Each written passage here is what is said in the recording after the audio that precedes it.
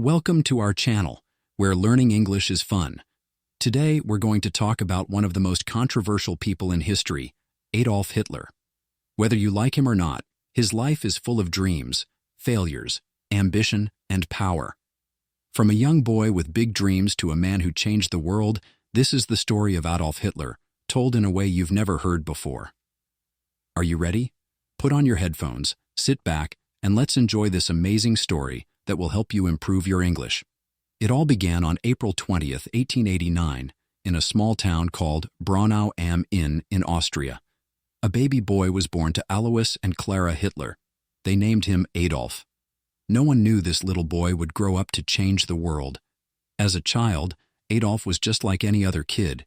He liked playing outside, drawing, and dreaming about the future. But his life wasn't perfect. His father, Alois, was very strict.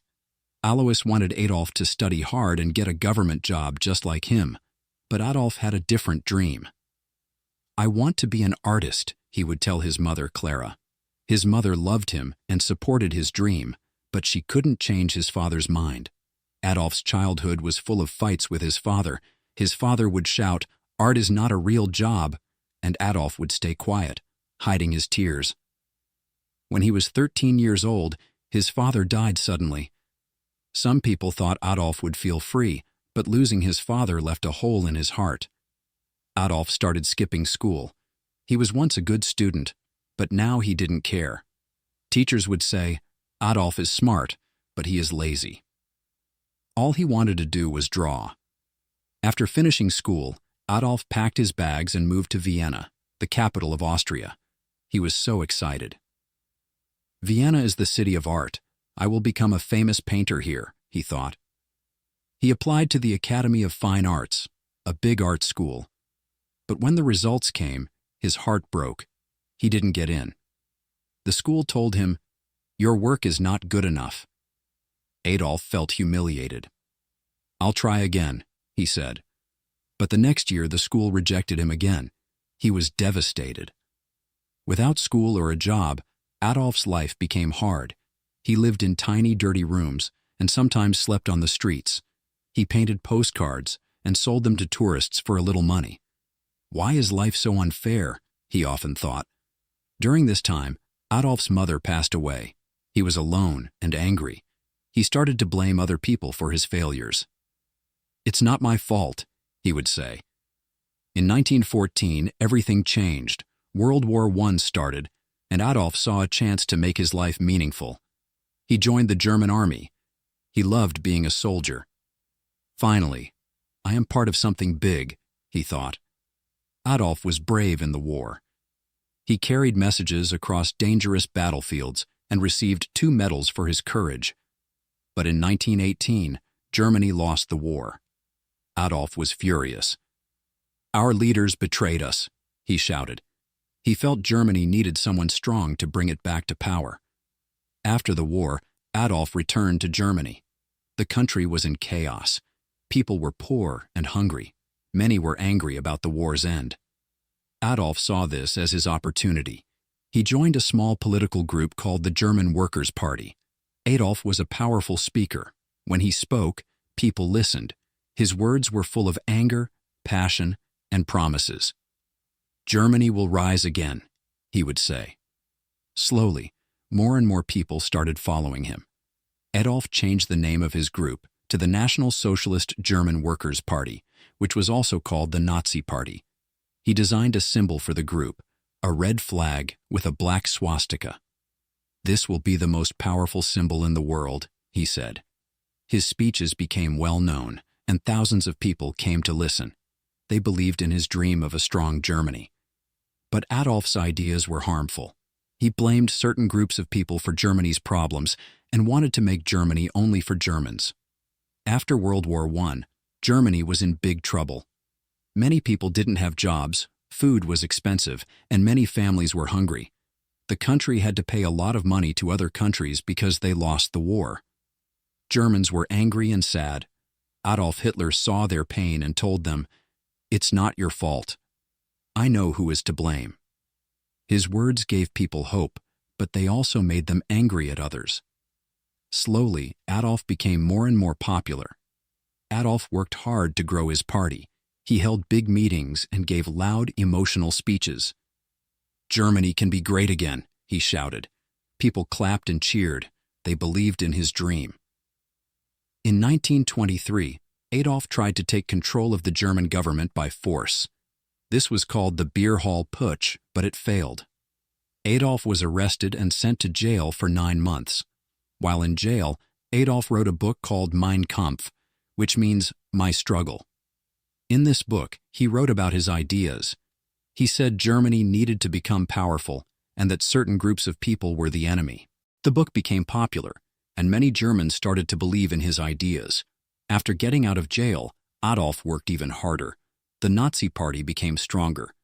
By 1933, Adolf Hitler was chosen as the Chancellor of Germany, the country's top leader.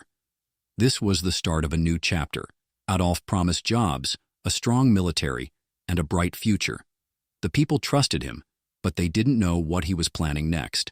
As Chancellor, Adolf made many changes. He built roads, factories, and schools. More people found jobs, and Germany started to look strong again. The people were happy and called him a hero. But behind this success, Adolf had dangerous plans. He took control of newspapers, radios, and schools. People were told, "You can only believe in Adolf Hitler." Those who disagreed with him were punished or sent to prison. Adolf created a strong army called the SS and a group of young boys called the Hitler Youth. They trained to fight and spread Nazi ideas everywhere. In Germany, people saw the swastika flag. It became the symbol of Adolf's power. Adolf's speeches became even stronger. He would say, "Germany is the best. We will rule the world." Crowds cheered and shouted, "Heil Hitler." In 1939, Adolf made his boldest move. He ordered his army to invade Poland. This act started World War II. Adolf's dream was to take over all of Europe and make Germany the most powerful country in the world. At first, Adolf's army won many battles. They were strong and well-trained, but as the war went on, things started to go wrong. Adolf had made too many enemies. While the war was happening, Adolf was doing something terrible. He wanted to remove all Jewish people and others he thought didn't belong in his vision of Germany. This was called the Holocaust, one of the darkest chapters in human history. Millions of innocent people were killed in camps.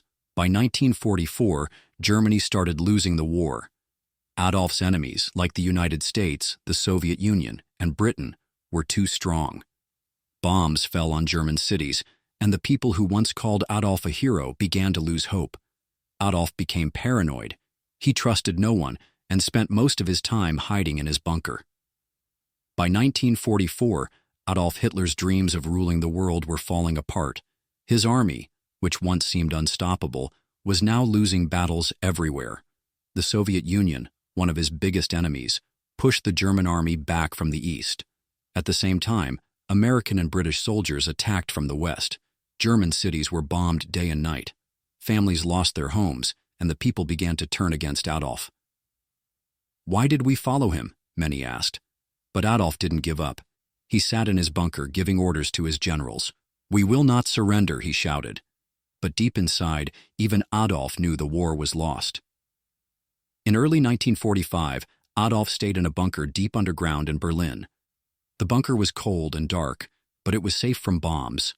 Inside, Adolf spent his time making plans, even though there was little hope left. He wasn't alone. His most loyal followers were with him, including his girlfriend, Eva Braun. Eva had been with him for many years. Although Adolf kept their relationship private, she loved him, even during his darkest days. Outside the bunker, the sound of gunfire grew louder every day. The Soviet army was getting closer to Berlin. "The end is near," his advisors whispered. Leaders from other countries begged Adolf to surrender. "Save the people of Germany," they said. But Adolf refused. He thought surrender was a sign of weakness. "If Germany loses, it's because the people weren't strong enough," he said coldly. By April 1945, Berlin was surrounded. The Soviet army attacked the city from all sides. Buildings collapsed, fires burned, and people ran for their lives. On April 29, 1945, Adolf made a surprising decision. He married Eva Braun in the bunker. It was a simple ceremony with just a few people. "You've always been by my side, Eva," Adolf said. Eva smiled, even though she knew this was not a happy moment. After the wedding, Adolf and Eva spent hours together, talking about their lives and what they had done. They both knew the end was near. On April 30th, 1945, Adolf made his final decision. He called his closest followers into the bunker and told them, "I will not be captured alive." Adolf believed it was better to die than to let his enemies take him. He and Eva went to a small room. Moments later, they took their own lives. Adolf was 56 years old. When the Soviet soldiers reached the bunker, they found Adolf and Eva's bodies. The war in Europe ended shortly after. Germany surrendered on May 8, 1945. The people of Germany were left with nothing but ruins. Adolf's dream of making Germany powerful had instead brought destruction and sorrow. Millions of lives were lost because of his actions. After Adolf's death, the world worked to rebuild. Germany became a peaceful country. People remembered the horrors of the Holocaust and World War II to ensure such events never happen again. Today, Adolf Hitler's name is a reminder of the dangers of hatred, unchecked ambition, and misuse of power. Finally, his story teaches us that every decision we make shapes our future. Adolf's choices led to pain and loss, not just for him but for millions of others. This shows us that every action, no matter how small, is important. We must think carefully and always consider how our choices affect others. The need for compassion and unity is clear. Hate and division only hurt people. The world is a much better place when we come together, respect each other, and work for peace. Life is too short for anger and judgment. By being kind and understanding, we can create a future full of hope, not regret. So remember, choose love over hate, humility over pride, and unity over division. These simple lessons can make the world a better place. This was the story of Adolf Hitler, a man whose life changed the world forever. It's a story of dreams, power, and mistakes that led to tragedy. Remember, history isn't just about the past. It teaches us how to create a better future. Thank you for listening. Don't forget to like, share, and subscribe to English Avenue for more exciting stories that help you learn English while exploring history. See you in the next story.